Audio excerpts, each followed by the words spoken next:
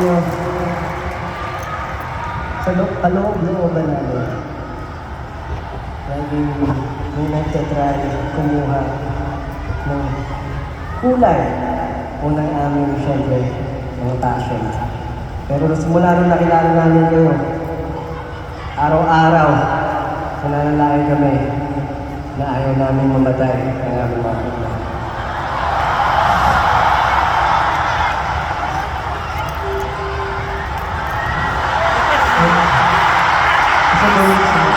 Katulad daw yung mga life challenges na tinatahak natin, kaming lahat, hindi natin yung malalagpasan kung hindi dahil sa mga taong nakapaligid sa atin, sa mga kaibigan natin, at lalo siyempre sa mga tumatang magulang natin. Kung araw-araw na ginagawa natin, kahit maliliit na struggles, or even the biggest one na akala mo hindi mo na kaya, minsan, naisip mo na paano na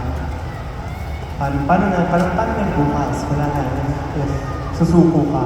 Pero yung nagbibigay sa'yo ng hope is yung mga magulang natin, mga papa natin, mga tumatayo, kahit yung mga kaibigan, pero Alam mo, Justin,